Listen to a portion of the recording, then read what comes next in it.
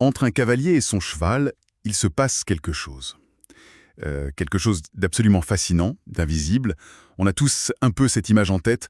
Prenez l'exemple de Gandour, ce pur sang, et de sa cavalière, Caroline. Le cheval, il change complètement d'état avant même qu'elle fasse le moindre geste. Sa respiration s'allonge, son regard s'adoucit, sa posture se relâche. Et ça, ce n'est ni de la magie ni un simple conditionnement. C'est autre chose. Alors pour notre analyse d'aujourd'hui, on a une source assez unique, je dois dire, un entretien mené par le journaliste Ferid Garbi, avec le cheval lui-même, Gandour. Notre mission, ça va être de décoder cette connexion, de vraiment comprendre ce qui se joue au niveau physiologique, au niveau nerveux, entre l'humain et l'animal. C'est une plongée dans ce qu'on pourrait appeler la science invisible de ce dialogue silencieux. Et la question centrale de cet entretien, en fait, elle est toute simple. Qu'est-ce qui se passe réellement? La réponse de Gandour, enfin, telle qu'elle est retranscrite, est d'une clarté assez désarmante. Tout est orchestré par un acteur que le grand public connaît assez mal, le nerf vague. Le cheval, nous dit-il, il ne réagit pas à nos intentions ou à nos paroles, à nos ordres, non. Il réagit à notre état nerveux, un état qu'il perçoit physiquement, presque, comme une onde. D'accord, alors, déballons ça. Le nerf vague, ça sonne un peu abstrait pour beaucoup de gens, j'imagine. On en entend parler de plus en plus, mais concrètement, qu'est-ce que c'est? Et surtout, comment est-ce qu'un état interne peut devenir une onde perceptible? Alors, pour faire simple, c'est le chef d'orchestre du calme. Le nerf vague, c'est le 10e nerf crânien, et c'est surtout la branche maîtresse de notre système nerveux, parasympathique. On a en gros deux grands systèmes qui régulent nos états internes. D'un côté, le sympathique, c'est l'accélérateur, le mode fuite ou combat, et de l'autre, le parasympathique, c'est le frein, le mode sécurité, récupération, connexion sociale. Le nerf vague, c'est le pilier de ce deuxième mode. Et son trajet, c'est quelque chose d'incroyable. Il part du tronc cérébral, tout en bas du cerveau, il descend dans le cou, il traverse le thorax, où il enveloppe mais littéralement le cœur et les poumons, et puis il se ramifie dans tous les organes digestifs. C'est une vraie autoroute d'information. Mais, et c'est là le point le plus surprenant et le plus contre-intuitif, cette autoroute, elle est à sens unique dans 80% des cas. Attendez, comment ça? Je pensais que le cerveau envoyait des ordres de calme-toi au corps. C'est le mental qui est censé être aux commandes, non? Eh ben non, c'est l'inverse. Et ça, c'est une révolution dans notre compréhension du corps. 80% des fibres nerveuses du nerf vague sont afférentes, c'est-à-dire qu'elles font remonter l'information du corps vers le cerveau. Ce n'est pas notre mental qui décide « Ah tiens, je suis calme ». C'est le corps qui envoie des bulletins d'infos au cerveau. Des messages du type « Ma respiration est libre, mon cœur peut ralentir, ma digestion fonctionne ». Et face à ce flot de signaux positifs, le cerveau conclut « Ok, tout va bien en bas, on est en sécurité, je peux baisser la garde et m'engager ». Et cette mécanique est identique chez l'humain et chez le cheval. Le cheval, il ne lit pas dans nos pensées, il lit notre physiologie. C'est fascinant. Et justement, c'est là qu'intervient la théorie polyvagale de Stephen Porges, qui est mentionnée dans l'entretien. Parce qu'on a longtemps cru que c'était binaire. Soit on est stressé, soit on est calme. Mais ce que Porges a montré, c'est que la réalité du calme est beaucoup plus nuancée que ça. C'est bien ça? Porges a démontré que ce système parasympathique, piloté par le nerf vague, n'a pas une, mais deux voies distinctes. Et elles ont des fonctions radicalement différentes. C'est un héritage de notre évolution. D'un côté, on a la voie vagale dorsale. C'est la plus ancienne, la plus primitive, héritée de nos ancêtres reptiliens.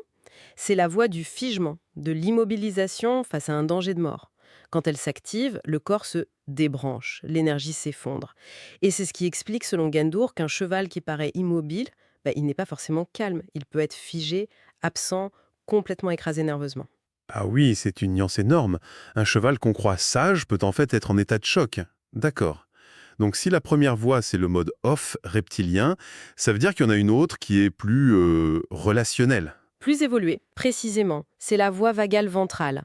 Elle est plus récente dans l'évolution, elle est propre aux mammifères sociaux. C'est le fondement neurobiologique de la relation, de la confiance, de l'engagement social, quoi.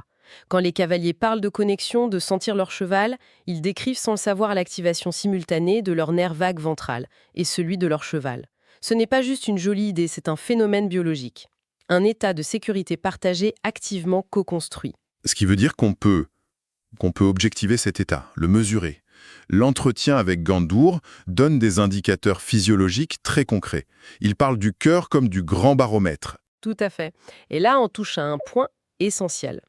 Le nerf vague, il ne fait pas que ralentir le rythme cardiaque. Il augmente surtout ce qu'on appelle la variabilité de la fréquence cardiaque, ou VFC.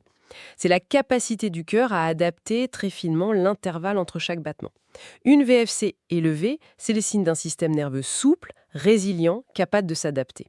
À l'inverse, une VFC rigide, c'est un signe de stress chronique. Le cœur est comme bloqué sur une seule vitesse. Mais attendez, est-ce qu'on ne risque pas de tomber dans la suranalyse?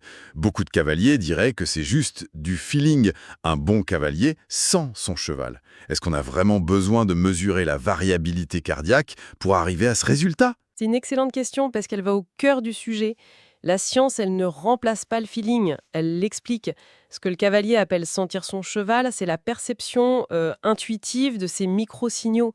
La VFC n'est qu'un des reflets de cet état interne. Quand Caroline, la cavalière, fait sa séance de pilates avant de venir, Gandour explique que ce n'est pas l'exercice en lui-même qui compte. C'est le fait que cet exercice augmente la VFC de Caroline. Son cœur envoie un signal de calme, de résilience. Et le cœur de Gandour, à travers les vibrations et le contact, se synchronise sur ce signal de sécurité. Il sent littéralement la cohérence du cœur de sa cavalière. Et la respiration? J'imagine que c'est la clé d'accès la plus directe, si je comprends bien. Le volant pour piloter tout ça. C'est l'outil le plus accessible et le plus puissant. Une expiration longue, lente, ça stimule mécaniquement des récepteurs dans les artères, dans le thorax, et ça active le nerf vague. Quand un cavalier respire profondément avec son diaphragme, de manière ample, son parasympathique reprend la main. Et le cheval, lui, perçoit ce changement de rythme et de poids directement dans ses propres muscles, via la selle, les jambes.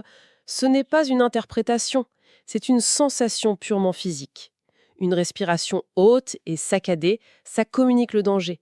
Une respiration basse et ample, la sécurité. Ah oui, ça me rappelle une expérience que tout le monde peut faire.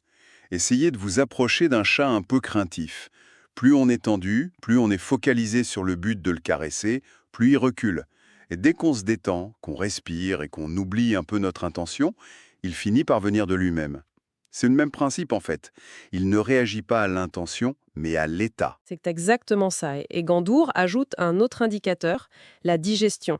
Il explique qu'un cheval stressé ne digère plus. Le sang quitte les organes digestifs pour aller vers les muscles en prévision d'une fuite. C'est pour ça que les signes de détente comme les bâillements, la mastication à vide ou même les gargouillis dans le ventre, ce n'est pas psychologique. Ce sont des manifestations physiques pures de la réactivation du système parasympathique. Quand le nerf vague se réactive, il relance toute la machine digestive. Ces petits signes sont en fait des bulletins de santé du système nerveux qui dit « c'est bon, on peut se détendre et digérer ». D'accord. Donc, si le cheval perçoit physiquement la VFC, la respiration et même l'état digestif du cavalier, ça veut dire qu'ils ne sont plus deux systèmes indépendants. Leurs états se contaminent en quelque sorte. C'est ça la corrégulation. C'est l'essence même de la relation. Deux systèmes nerveux qui s'accordent comme des instruments de musique. Mais, et c'est un point crucial que Gandour souligne, cette influence est asymétrique. C'est l'état nerveux du cavalier qui, en premier lieu, sculpte celui du cheval. Un cavalier qui arrive tendu, avec une respiration haute, un diaphragme bloqué, il désactive son propre nerf vague ventral. Le cheval le perçoit instantanément et son propre système se met en alerte, prêt à fuir. Le cœur du cheval se cale sur celui de l'humain. Et à l'inverse, si le cavalier arrive régulé, son corps envoie un message de sécurité. Et là, le cheval s'ouvre, souffle, baisse la tête, il devient disponible. Précisément, Gandour a cette phrase qui est très forte, « Les chevaux ne suivent pas les ordres, ils suivent la cohérence nerveuse ». On peut avoir la meilleure technique du monde. Si notre système nerveux est en mode survie, le cheval ne peut pas nous suivre. Et ce n'est pas par mauvaise volonté, c'est par impossibilité biologique. Il cherche une référence de sécurité. Si le cavalier est incohérent, par exemple, il demande le calme, mais son corps hurle la tension, le cheval se défend. Si le cavalier est physiologiquement cohérent, le cheval s'accorde. Ça change tout. Mais alors, si un cheval a passé des années, comme Gandour, avec le système sympathique à fond, est-ce que c'est réversible? Est-ce qu'on peut vraiment réinitialiser un système nerveux aussi profondément conditionné? Pendant des années, son corps a été conditionné pour la survie. Les départs explosifs, le bruit, le stress, un stress aigu et répété. Son système sympathique était constamment suractivé. Il dit « Je savais courir, mais je ne savais plus respirer. Mon corps était une machine à fuir même quand il n'y avait plus de danger. » Et concrètement, ça ressemblait à quoi cette rééducation? Est-ce que ça veut dire qu'on a juste arrêté de le faire courir et qu'on lui a fait des massages? Ça paraît presque trop simple. Ce n'est pas simple, non, mais le principe l'est. Sa rééducation n'a pas été morale ou psychologique, elle a été purement biologique. Il a fallu, je cite, « rééduquer son nerf vague pour lui réapprendre la sécurité ». Et pour ça, les outils sont très concrets. D'abord, les soins portés au cheval, les massages, notamment ceux à l'huile chaude, inspirés de l'Ayurveda que Caroline pratique, ce n'est pas juste agréable. L'huile chaude, le contact lent et profond, ça agit sur les récepteurs sensoriels de la peau, des fascias. Ces signaux remontent directement au cerveau via le nerf vague et communiquent un message de sécurité, en court-circuitant l'état d'alerte mentale. C'est une communication de corps à corps. Et c'est pareil pour l'ostéopathie. Ça ne fait pas que remettre les os en place. Un bon ostéopathe peut libérer des tensions profondes au niveau du diaphragme ou des côtes, des zones où le nerf vague passe et est souvent comprimé par le stress chronique. En redonnant de la mobilité à la cage thoracique, on redonne littéralement de l'espace au nerf vague pour fonctionner correctement. On ne traite pas un symptôme, on restaure la fonction du système nerveux autonome. Et puis, il y a le travail du cavalier sur lui-même. Et Gandour insiste énormément sur le pilates. Pourquoi cette méthode en particulier? Il y en a plein d'autres, après tout. Parce qu'elle agit en même temps sur tous les leviers de la régulation nerveuse. Le pilates, ça rééduque la respiration latérale thoracique, ce qui est essentiel pour mobiliser la cage thoracique, le diaphragme, et donc masser de l'intérieur le nerf vague. Ça renforce la stabilité du centre, le corps, ce qui apporte un sentiment de sécurité posturale profonde. Un corps qui se sent stable et ancré envoie un message de sécurité au cerveau. Et enfin, ça travaille la fluidité des articulations, la précision du mouvement. Selon Gandour, une cavalière qui sort d'une séance de pilates n'est pas seulement plus forte ou plus souple, elle est plus régulée nerveusement. Son système est câblé pour une communication claire, non menaçante. C'est donc ça qui amène Gandour à cette conclusion incroyable. Son pilates devient mon entraînement nerveux. La boucle est bouclée. La respiration, la posture, l'état du diaphragme de la cavalière influencent directement ceux du cheval. Ils ne sont plus deux entités séparées. Ils co-construisent un état nerveux commun. Et c'est cet état qui conditionne la sécurité, la performance et même la prévention des blessures. C'est une vision de la performance qui n'est plus basée sur la contrainte ou la domination, mais sur la synchronisation et la cohérence biologique. La qualité du mouvement du cheval devient le reflet direct de la qualité de l'état interne du cavalier. Si le cavalier est régulé, le cheval peut exprimer tout son potentiel. S'il est stressé, il ne fait que gérer la menace que représente son propre cavalier. Si on devait résumer le message final de Gandour au cavalier, ce serait quoi alors? Je crois que ce serait quelque chose de simple et de profond à la fois. Le cheval ne demande pas la perfection technique, il demande la régulation nerveuse. Il ne cherche pas un cavalier fort, mais un cavalier sûr.